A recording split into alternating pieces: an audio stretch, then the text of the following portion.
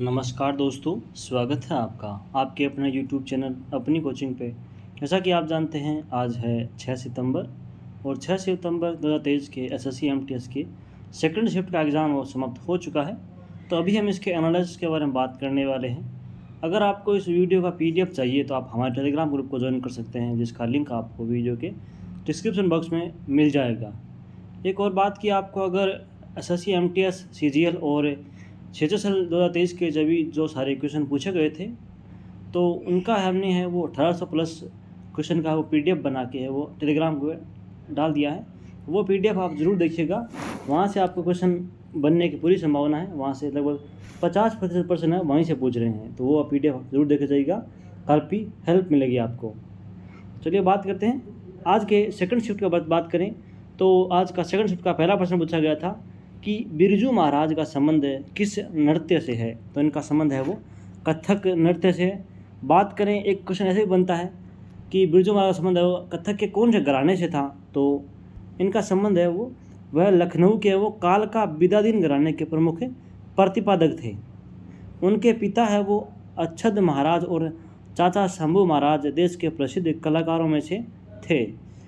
बात करें बिरजू महाराज को मिले पुरस्कारों के बारे में, तो बिरजू महाराज को कई प्रतिष्ठित पुरस्कार और सम्मान मिले थे, जिनमें से निम्न प्रकार शामिल हैं।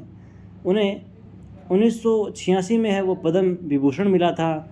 1964 में है वो संगीत नाटक अकादमी पुरस्कार मिला था।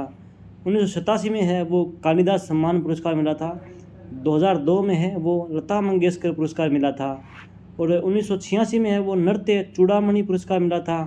और उन्हें इसके अलावा Soviet land Nehru award, SNA award, Sangam Kala award, Kashi Hindu विश्वविद्यालय और खैरागढ़ विश्वविद्यालय से डायरेक्टर की मानद उपाधि इन्हें प्राप्त हुई है। अगला क्वेश्चन है कि ग्राम पंचायत के गठन का उल्लेख है वो किस अनुच्छेद के तहत किया गया है। तो ग्राम पंचायत के गठन का उल्लेख है वो अनुच्छेद 40 में किया गया है। तो बात करें इसके बारे में, तो अनुच्छेद 40 में कहा गया है कि राज्यों को ग्राम पंचायतों को व्यवस्थित करने के लिए कदम उठाना चाहिए। यह उन्हें स्वशासन की इकाइयों के रूप में कार्य करने के लिए आवश्यक शक्तियों और अधिकारों से संपन्न करता है। 1993 में 73वें संविधान संशोधन अधिनियम 1992 ने पंचायती राज संस्था को संवैधानिक बनाने प्राप्त मान्यता दी थी। तो पंचायती राज की व्यवस्था वो मान्यता प्राप्त कहाँ होती? 73वें संविधान संशोधन 1993 में। और बात करें इसके बारे में, तो पंचायती राज से संबंधित प्रावधान है वो भारतीय संविधान के भाग 9 में है तथा भाग 9 में पंचायती राज से संबंधित अनुच्छेद 243 से 243 ओ में पंचायत शीर्षक के तहत प्रावधान हैं। अगला क्वेश्चन है कि कौन सा जल डमरू मध्य अफ्रीका को यूरोप से अलग करता है। तो इसका सही उत्तर होगा कि जिब्राल्टर जल डमरू मध्य है वो अफ्रीका को यूरोप से अलग करता है। बात करें इसके बारे में, तो यह एक संकीर्ण जल डमरू मध्य है जो कि अटलांटिक महासागर को भूमध्य सागर से जोड़ता है। यह यूरोप के स्पेन और अफ्रीका के मोरक्को के बीच स्थित है। जिब्राल्टर जल डमरू केवल 14 किलोमीटर यानी कि 9 मील चौड़ा है।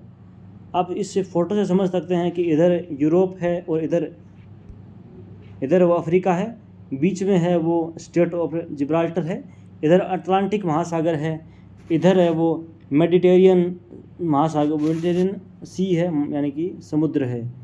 तो ये यूरोप है, ये अफ्रीका है, बीच में जिब्राल्टर जल डमरू मध्य है। अगला है कि एक क्वेश्चन ऐसा था, क्वेश्चन की भाषा ऐसी थी कि भरतनाट्यम निम्न में से ऐसा कौन व्यक्ति है जो भरतनाट्यम और कथकली दोनों से संबंधित है। तो इसका सही उत्तर था कि मृणालिनी साराभाई। तो आप ऐसे भी क्वेश्चन पूछा गया है पहले कि मृणालिनी साराभाई का संबंध किस शास्त्रीय नृत्य से है। तो इनका संबंध भरतनाट्यम और कथकली है। तो बात करें इनके बारे में, तो उन्होंने है वो प्रसिद्ध नृत्यांगना मीनाक्षी सुंदर पिल्लई से भरतनाट्यम का प्रशिक्षण लिया था। तो ये भी बहुत बार पूछा गया है कि मीनाक्षी सुंदर पिल्लई का संबंध किससे है। तो भरतनाट्यम से, और ये मृणालिनी साराभाई की गुरु थी मीनाक्षी सुंदर पिल्लई। उन्होंने है वो पौराणिक गुरु थाकाजी कुंचुकुरम से कथकली के शास्त्रीय नृत्य नाटक में प्रशिक्षण लिया था। तो भरतनाट्यम के गुरु थी ये सुंदरम पिल्लई और कथकली के थे वो थे गुरु थाकाजी कुंचुकुरूप। और मृणालिनी साहरा के बारे में और बात करें तो उनके नृत्य के रूप में योगदान के लिए उन्हें पद्मश्री 1965 में मिला था और पद्म भूषण वो 1992 में उन्हें पुरस्कार मिला था। और ये जो है वो प्रसिद्ध वैज्ञानिक है विक्रम साराभाई, आपने सुना होगा विक्रम साराभाई स्पेस सेंटर बहुत सारे हैं, तो ये उनकी धर्मपत्नी थी मृणालिनी साराभाई। बात करें, अगला क्वेश्चन है कि यूरोप को एशिया से अलग करने वाली पर्वत श्रृंखला कौन सी है? तो इसका सही उत्तर होगा कि यूराल पर्वत श्रृंखला है वो एशिया को यूरोप से अलग करती है और यह पश्चिमी रूस में उत्तर से दक्षिण तक फैली हुई है। यूराल पर्वत श्रृंखला है वो लगभग 2000 किलोमीटर लंबी है। आप इस चित्र के द्वारा, फोटो के द्वारा समझ सकते हैं कि इधर है वो एशिया है और इधर यूरोप है और बीच में है वो यूराल पर्वत श्रृंखला है, तो ये दोनों को अलग करती है। अगला क्वेश्चन पूछा गया था कि women hockey indoor world cup 2023 का आयोजन कहाँ हुआ था? तो इसका आयोजन है वो प्रिटोरिया, दक्षिण अफ्रीका में इसका आयोजन हुआ था।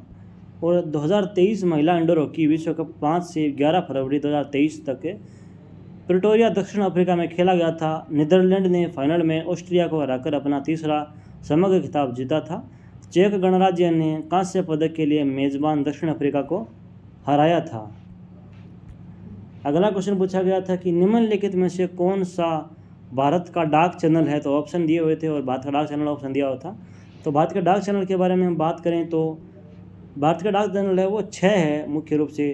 तो Rajdhani channel, metro channel, 3 number पर green channel, business channel, bulk mail channel और पेरियोडिकल चैनल, ये 6 है वो भारत के डाक के चैनल हैं। और बात करें और उनके बारे में तो मेट्रो चैनल है वो बेंगलुरु, कोलकाता, चेन्नई, दिल्ली, मुंबई और हैदराबाद के लिए डाक सेवाएं हैं और इन स्थानों के लिए डाक पत्रों को नीली रंग की पत्र पेटियों में डालना चाहिए। अगला क्वेश्चन पूछा गया था कि विश्व अंडर 20 महिला कुश्ती चैंपियनशिप 2023 का आयोजन कहाँ हुआ था? तो इसका आयोजन है वो अम्मान, जॉर्डन में हुआ था। जॉर्डन के अम्मान शहर में हुआ था। और इसके बारे में बात करें तो 2023 विश्व अंडर 20 कुश्ती चैंपियनशिप 14 से 20 अगस्त तक जॉर्डन के अम्मान में आयोजित की गई थी। यह प्रतियोगिता है वो अम्मान इंटरनेशनल स्टेडियम में हुई थी और प्रतियोगिता में पुरुष और महिलाओं दोनों की फ्री स्टाइल कुश्ती और पुरुषों की ग्रीको रोमन कुश्ती शामिल थी। अगला क्वेश्चन पूछा गया था कि भारतीय संविधान का अनुच्छेद 32 है वो किससे संबंधित है? तो इसका उल्लेख है वो संविधान के मौलिक अधिकार में मिलता है। तो अनुच्छेद 32 है वो मौलिक अधिकार में है और अनुच्छेद 32 में लिखा है कि ये संविधान के संवैधानिक उपचारों का अधिकार है, वो इसका वर्णन है वो अनुच्छेद 32 में मिलता है। अनुच्छेद 32 के बारे में और बात करें तो अनुच्छेद 32 के तहत है वो संसद सर्वोच्च न्यायालय की शक्ति का प्रयोग करने के लिए किसी अन्य न्यायालय को भी सौंप सकती है, बशर्ते कि वह उसके अधिकार क्षेत्र में हो। और अनुच्छेद 32 के तहत गारंटीकृत अधिकारों को तब तक निलंबित नहीं किया जा सकता जब तक कि कोई संविधान संशोधन न हो। डॉक्टर भीमराव अम्बेडकर ने अनुच्छेद 32 को भारतीय संविधान का हृदय और आत्मा बताया है। आपसे ये क्वेश्चन पूछा जाता है कि भीमराव अम्बेडकर ने है वो कौन से अनुच्छेद को संविधान की आत्मा या हृदय कहा है? तो अनुच्छेद 32 को। अगला क्वेश्चन है कि माधवपुर मेला है वो माधवपुर मेला किस राज्य में लगता है? तो यह गुजरात में लगता है। ये क्वेश्चन पहले भी पूछ लिया गया है SSC-MTS के शिफ्ट में, तो ये दोबारा आ सकता है। इससे पहले कामाख्या मंदिर वाला पूछा था। और बात करें माधवपुर मेले के बारे में तो यह मेला है वो गुजरात के पोरबंदर जिले में माधवपुर गांव में हर साल आयोजित किया जाता है और यह मेला समुद्र के किनारे स्थित है। माधवपुर मेला है वो भगवान कृष्ण और रुक्मिणी की याद में मनाया जाता है और यह मेला अप्रैल के पहले सप्ताह में आयोजित किया जाता है। अगला क्वेश्चन है कि ए सुटेबल बॉय है उस पुस्तक के लेखक कौन है? तो उस पुस्तक के लेखक है वो विक्रम सेठ हैं और यह उपन्यास जो है 1993 में प्रकाशित हुआ था और इसके लिखने में 25 साल लगे थे। और विक्रम सेठ है वो एक भारतीय उपन्यासकार और कवि हैं।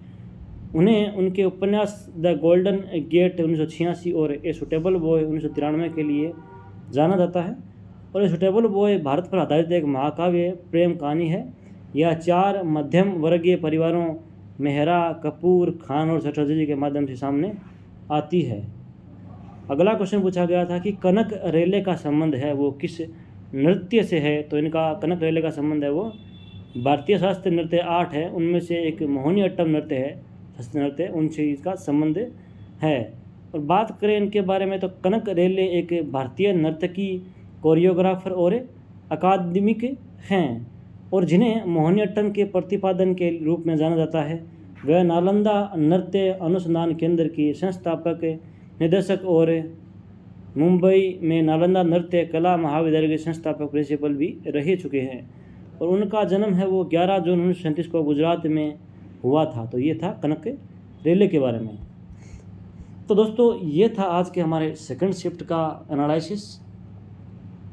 आपको वीडियो कैसा लगा है, वीडियो के बारे में आप कमेंट करके बताइएगा। अगर आपको अच्छा लगा है तो वीडियो को लाइक कीजिए, शेयर कीजिए और चैनल को सब्सक्राइब ज़रूर कर लीजिएगा। अगर आपको कुछ क्वेश्चन जैसे हमने इसमें नहीं इंक्लूड किए हैं और आपको आते हो, जैसे इंग्लिश के जो भी क्वेश्चन आपको पता है, आप हमें कमेंट बॉक्स में बता सकते हैं कि कौन से क्वेश्चन और आए थे, ताकि हम PDF में इंक्लूड करके है वो आपको प्रोवाइड करवा देंगे। दोस्तों ऐसे ही हमारे चैनल पर सपोर्ट बनाए रखना। अगर आपको इस वीडियो का PDF डाउनलोड करना है तो आप हमारे चैनल का जो है टेलीग्राम चैनल है उसका लिंक आपको वीडियो के डिस्क्रिप्शन बॉक्स में मिल जाएगा, वहाँ से जाके आप इसका PDF डाउनलोड कर लीजिएगा। और अगर आपको SSC MTS CGL और CHSL के जो पिछले एग्ज़ाम हुए थे अभी 2023 में, उनका PDF डाउनलोड करना है तो आप टेलीग्राम से उनका भी एग्ज़ाम डाउनलोड कर लीजिएगा PDF के। और उसमें है वो लगभग 1800 से 1900 के मध्य है वो क्वेश्चन हमने इंक्लूड किए हैं। वहाँ से प्रश्न बार बार देखने को मिलते हैं। ये सभी क्वेश्चन जो आज हमने करवाए हैं वो सभी है वो उस PDF से आए हुए हैं, भले ही मिला लेना यहाँ पे। तो ऐसे ही सपोर्ट बनाए रखें। धन्यवाद दोस्तों।